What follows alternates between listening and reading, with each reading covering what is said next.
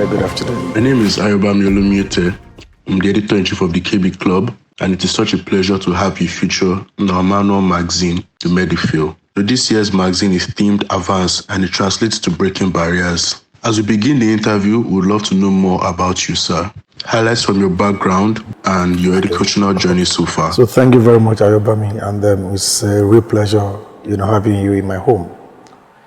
My name is Kunle Soname. I was born in Lagos, 27th of April, 1966, to the family of Matthew Soname and Abisola Soname. I'm the last born of a family of 7. I have 4 other siblings. I attended St. Jude's Primary School, Ebutemeta, Lagos, for my primary education.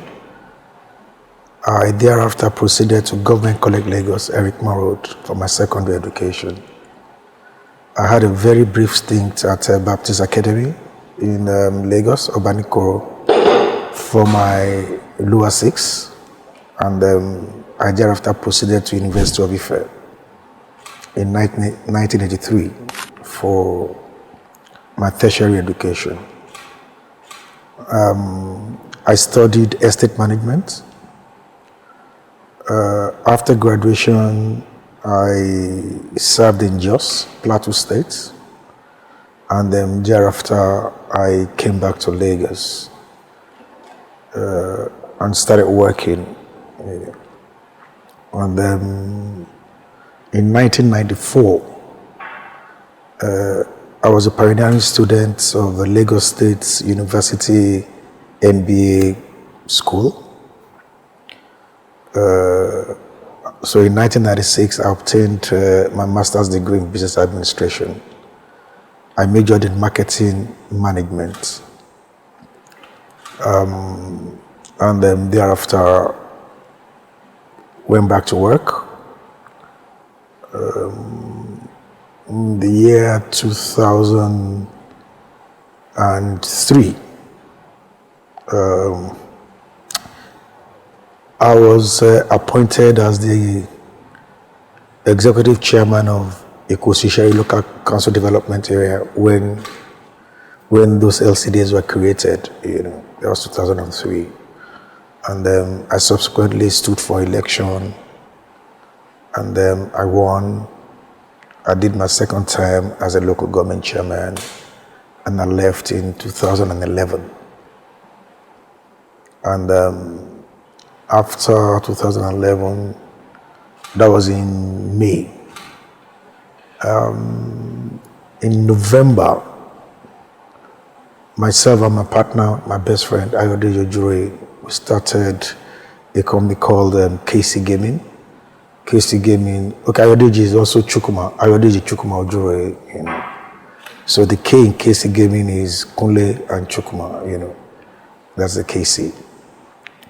And we started the company, KC Gaming, and by the grace of God, it has become probably the largest gaming company in Africa today. We trade in the name and style of Bet Niger, and subsequently from there, I went into so many other things, just this and that, and then here I am today. Okay, what was your childhood like? Did you have specific dreams or visions for your future? Did you see yourself to be where you are at the moment? Well, I was lucky. I was born into not affluent, but not poor. That's a middle class family. So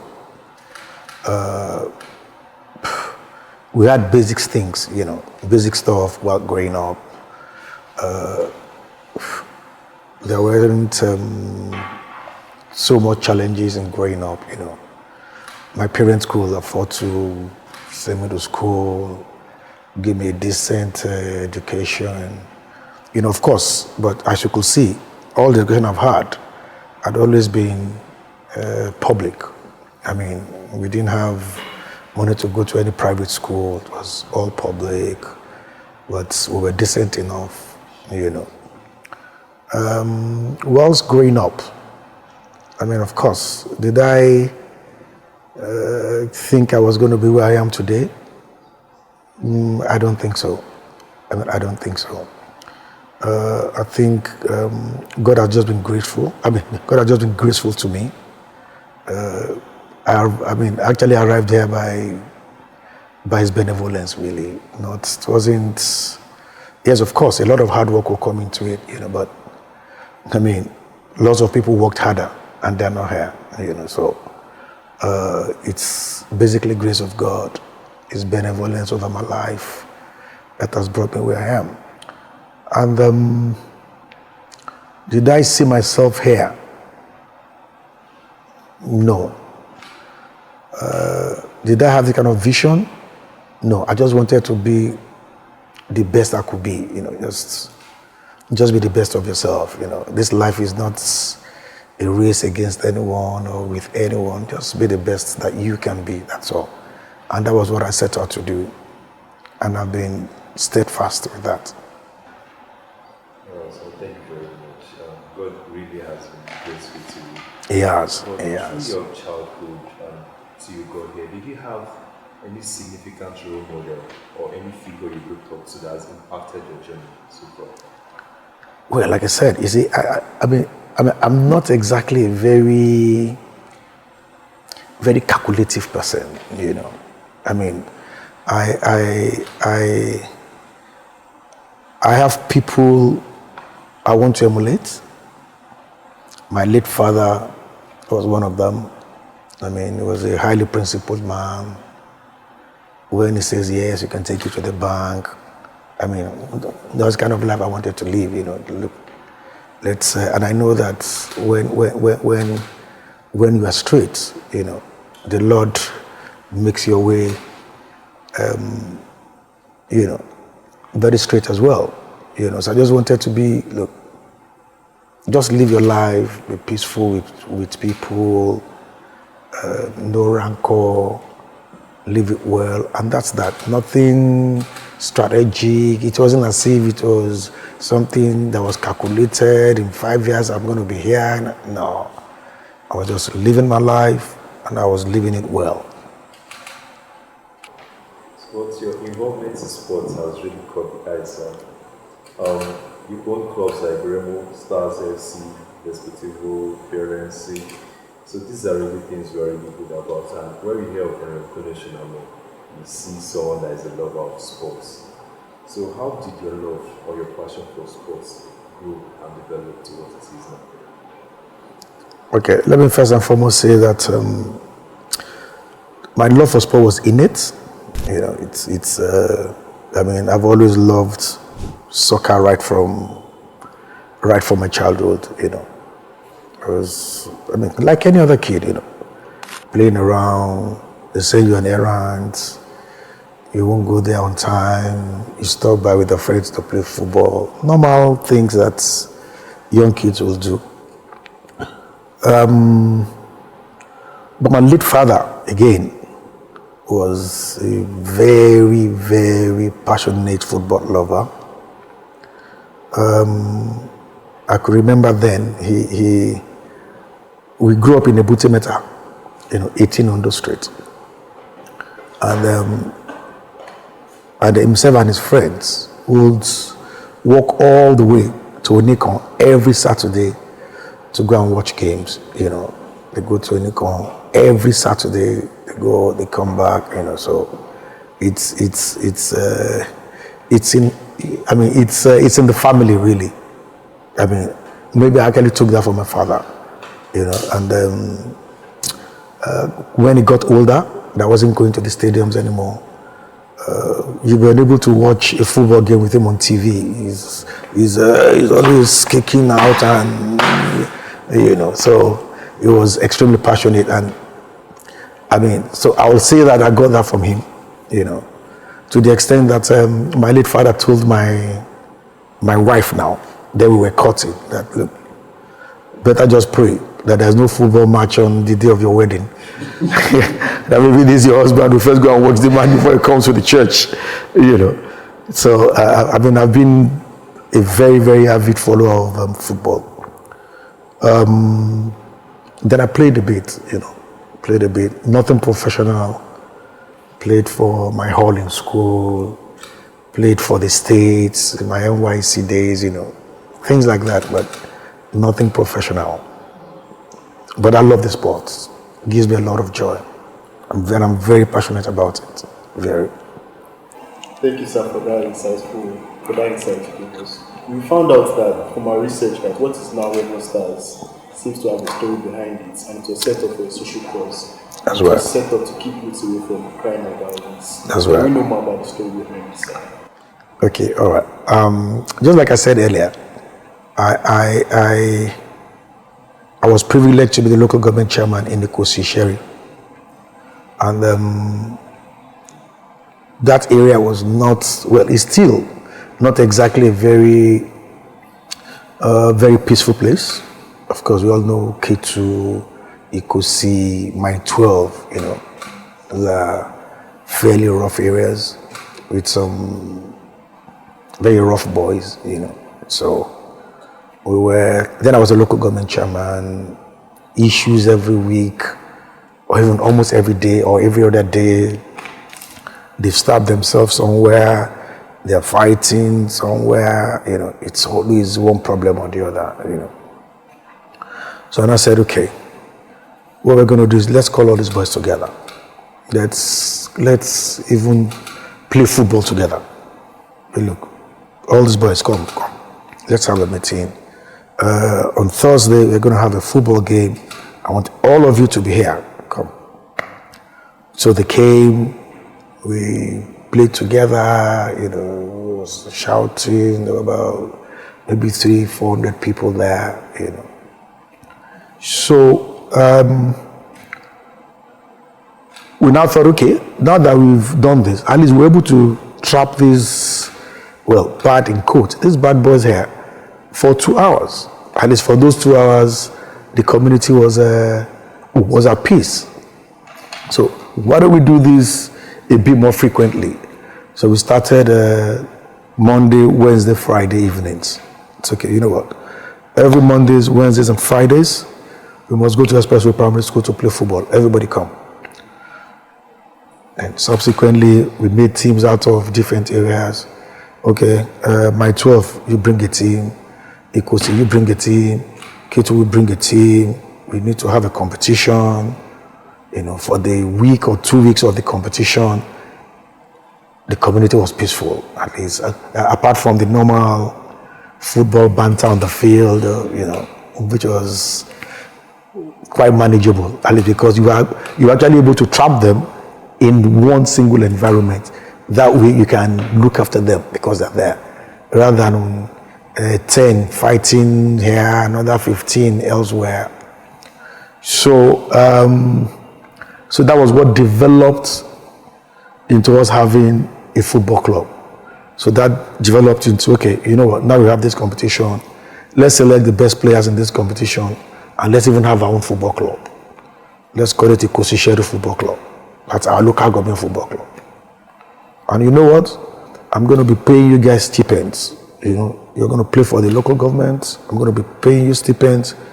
But for you to qualify for the stipends, you must come here every 4 to 6 to train. Every day, you must come and train here. Then you qualify for the stipends. So, between 4 and 6, they were coming, they were playing. Of course, you guys are medical people. You know that if you run around the football pitch for 2 hours, all you need to do next is just to go home, take a shower, take your food and sleep. No more bottle breaking, no more stabbing, And we now saw that in 6 months, right, we were able to actually see clearly, objectively, the impact of what we're doing. That this is really working. Of course, the incidences of, yes, there'll still be, bits and pieces of, violence here and there, but it came down considerably. So that was what gave me the idea that, look, football is actually for me a crime reduction strategy. And I just hope all governments will see it. And like I keep telling people, what you don't spend on youth development, you eventually spend on security. So it's better if you're spending on youth development, it's more productive that way than going to spend it on security. That was clear to me. That was my takeaway from my 8 years of public service.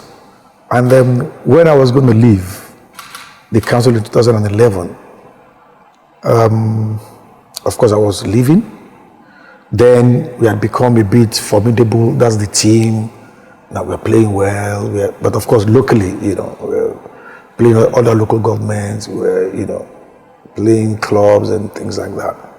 So I thought, look, if I leave now, what now happens to these boys? Look, now. Because the next chairman might not be as passionate as I am about football. So I said, okay. I left. Then they disbanded the team. So I said, okay, you know what? I'm going to fund the team with my resources. Don't worry. Let's keep going on. Let's, in fact, I even think it's time now for us to even go professional. Now that we are no longer a government thing, because of course, I like to see the commercialization of anything I do, at least in decent ways, So look, we can make this a professional outfit. Let's see how we can get this done. We proceeded. We bought a slot. The way we left then, we now called the team FC Dender, because then we were no longer a local government team. I was no longer a local government chairman, so I couldn't name it Ikosi-Isheri Football Club anymore. So we named it FC Dender, and we played in the second tier of Nigerian football in Lagos. That was 2011-2012 season, and of course it was financially very burdensome to operate a team that's out of Lagos, So I now brought the team to my village. We have accommodation here. We have so many things here. Okay. Now we don't need to keep buying stuff. We don't need to keep paying rent at our former camp. Let's go to my village. So we came here. We have accommodation here. So we gave them accommodation. We started training here. My uncle, Chief Oshibamowo, he gave us a school to train, OFR Academy. Okay, you guys can start training here. And that was how we started. So when we go here, we now rechristened the team as Remo Stars, now that we are in Remo. So that was our second year in existence. So we now rechristened it Remo Stars. And then here we are today. We've been on the continent 2 times. 2 years ago, we played the Confederations Cup. Last year, we played the CAF Champions League. This year, we are second on the log as we speak. Where the Lord has been very faithful with the club as well. So that itself is philanthropy in its act, and we are so proud to call your affection for your philanthropic acts. I will ask you, what philanthropic project, because you are an ardent believer in philanthropy and helping the lives of others. That's right. What philanthropic projects are you particularly proud of? Or what philanthropic projects will you say you have invested in, and this single philanthropic project is the one I'm particularly proud of, and why are you particular about this project? All right, we do a bit in that space. I'm very proud to say that we do quite a bit,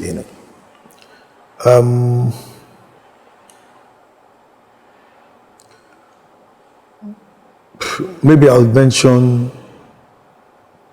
2. The first one is the annual Christmas party I have for the school children.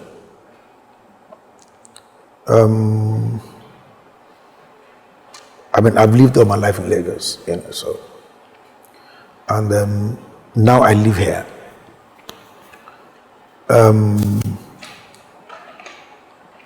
Every Christmas, we call all the primary school, all the secondary school kids in this area.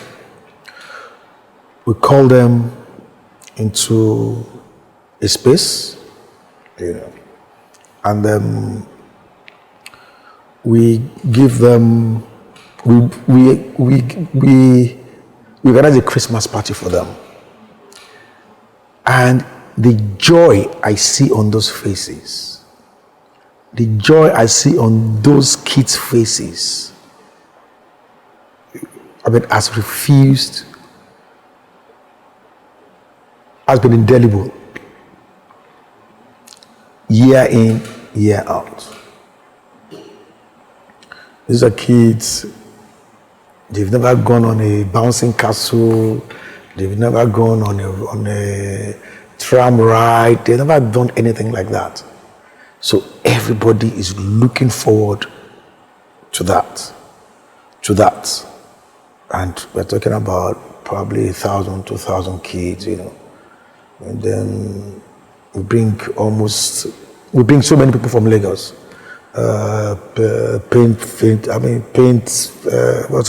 Face painting.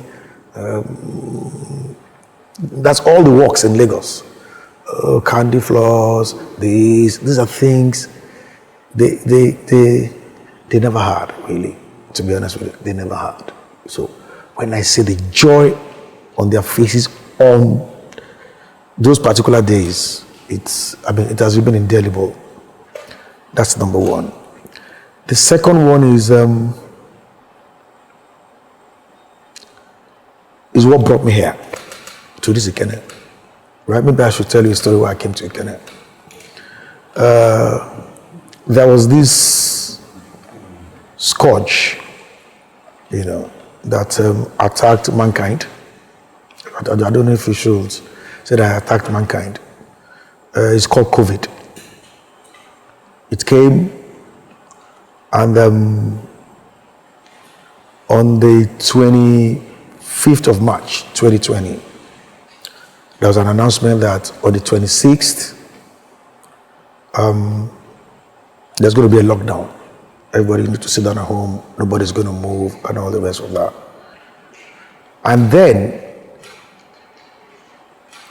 the scientists, the medical people, they didn't really know what this COVID was all about. So there was nothing we didn't hear about this COVID. Oh, COVID, this disease is flying in the air. This disease, even if you smile to whoever has it, you're going to have it. If you talk to the person, you're going to have COVID. Even if you, whatever, it's flying in the air, is in the water, it was a total chaotic situation. So I just felt, okay, now that people are dying, we are hearing people dying in America, in the UK. Okay, if I want to die, let me come and die in my village. So on the 25th, I packed my bag and came to Ikenne for lockdown on the 26th. Since they said there will be no movement, nobody should leave their houses, okay, let me come and lock down in my house in my village. This thing that is flying up and down, that nobody seemed to know exactly, you must wash your hands 10 times a day. There was nothing we didn't drink. We're drinking ginger, drinking this, drinking is a malaria tablet that will cure it, is this. Nobody knew. So I came back here.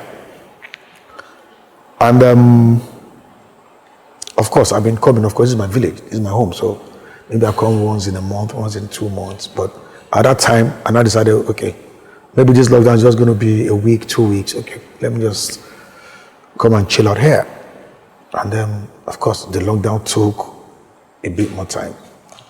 So I realized two things. I realized the poverty level of people that are not living in Lagos, that are not in urban areas, so to speak. I realized that there's a lot of poverty level. And secondly, I also realized the better life they live than we living in Lagos. So there are two sides to the coin. Yes, there is no money, they didn't have food, but their lives were actually better. Well, at least I found that out. That look, that I'll prefer to live this kind of life than when I was living in Lagos. And that is what has kept me here since that time. I didn't relocate by choice. It was by accident. And since that time, it's been a roller coaster for me. So, going to that question, during that COVID, they were unable to go to work, they were unable to do anything, the Okada people couldn't go out, the farmers couldn't go to their farms. So, there's a lot of hunger on the land. A lot and lots. So we now Zana said, okay, we must intervene in this. So we did thousands, and I mean thousands, of food parks. Not cooked food, is edible food. That's raw food, rice, beans, gari, ororo, put it in Ghana must go bags, the big Ghana must go bags, something that can last you for at least 2 weeks. And we distributed all over this Remo land. That is, we distributed more than 10,000 packs for different towns in Remo. We did Ikenne, we did Ileshan, Irolu, Shagam, because life was really, really tough then. So that stood out for me as something I'll be very, very proud of. And in that COVID period as well, I was able to donate 200,000 doses of test kits to the Nigerian disease, what's it called now? What do they call them?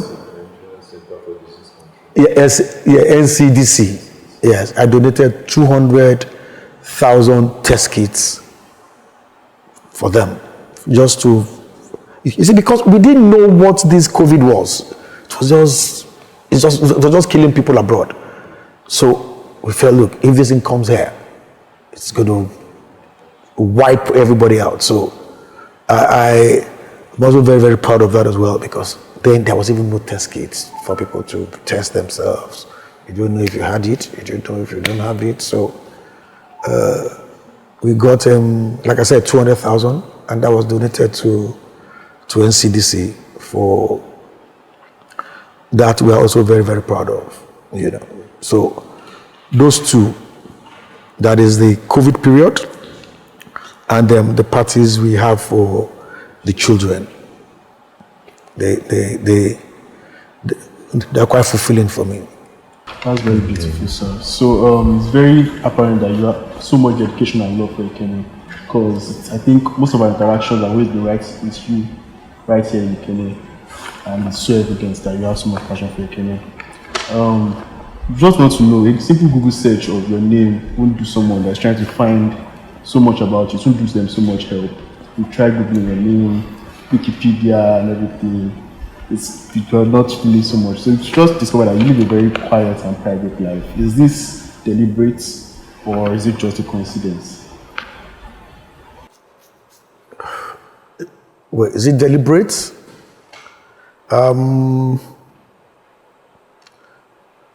It's that's just me. I'm a private person, that's all. I'm just a private person.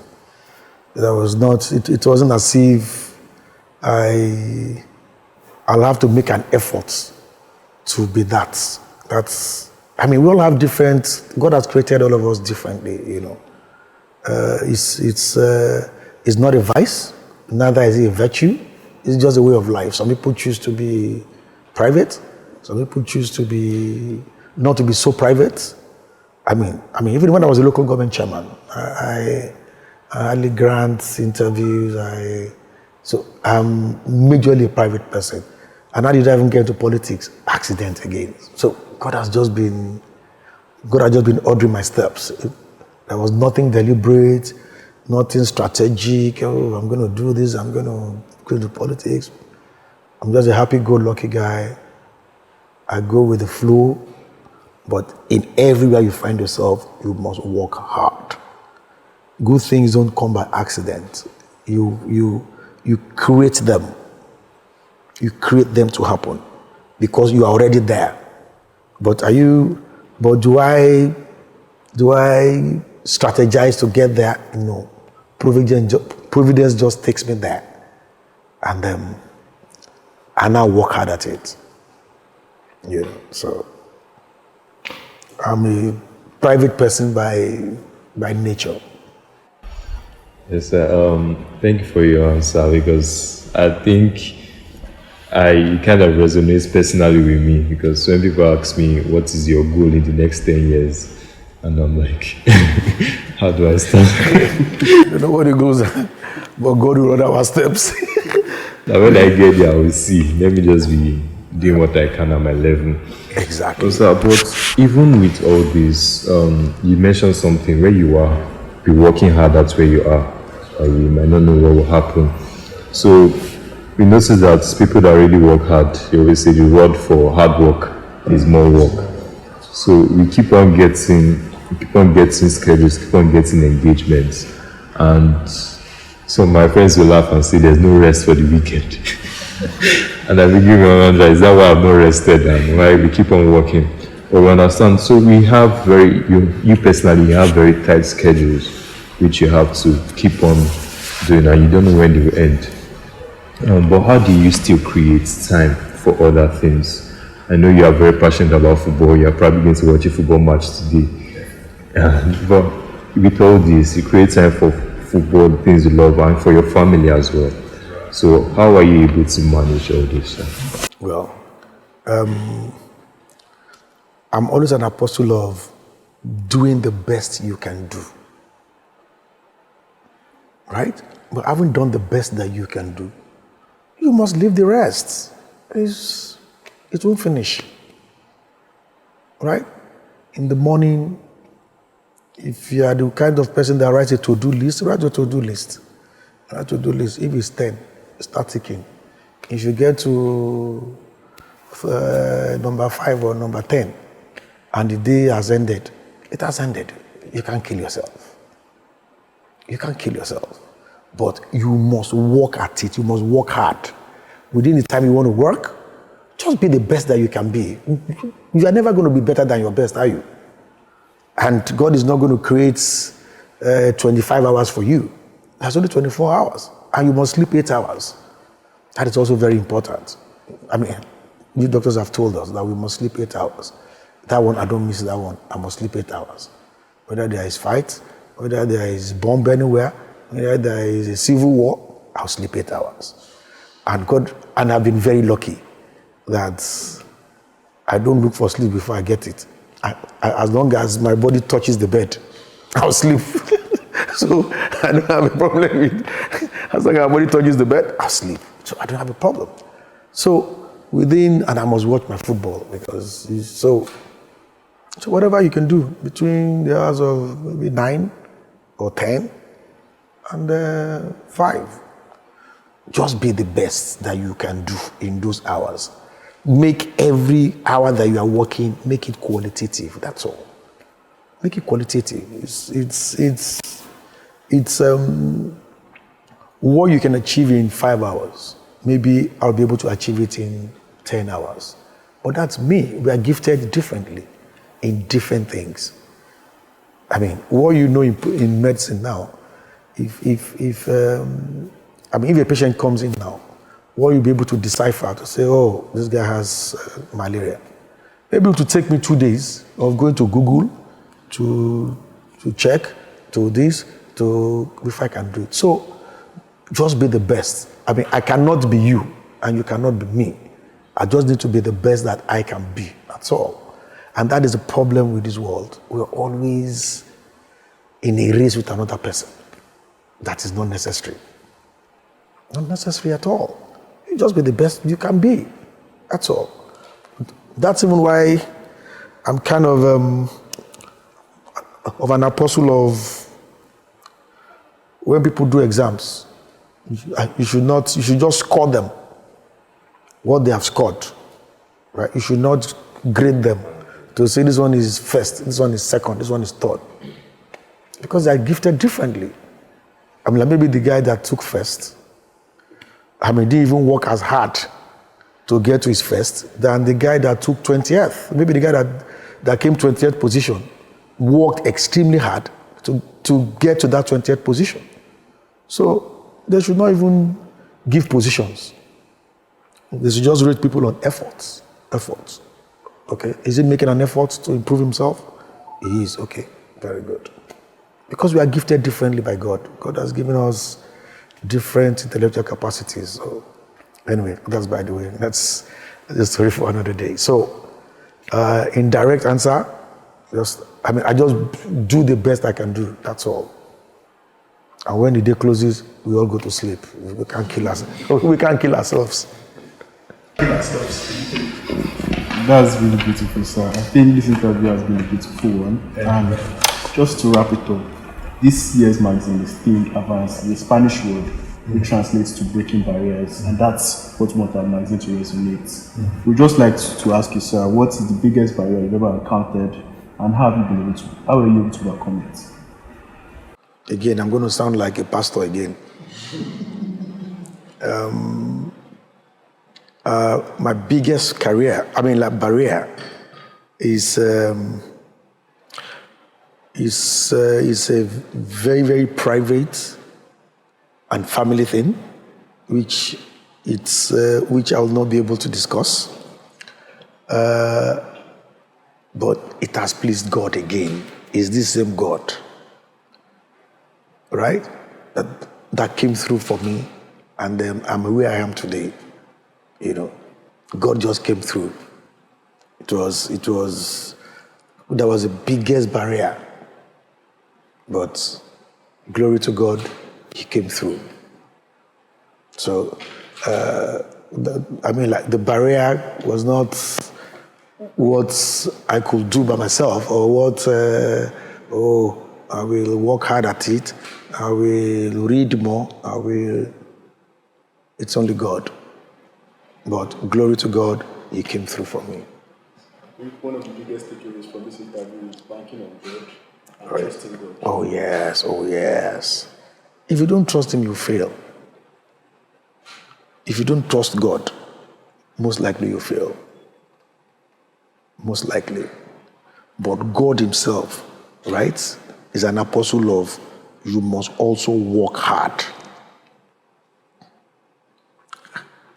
Now, having done your best, right, your own best, you leave the rest to God.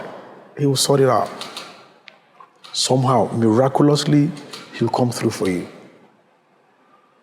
But if He feels that you're just sitting in your room, not reading your medical books, and you think that God will just come through and come and pass, no.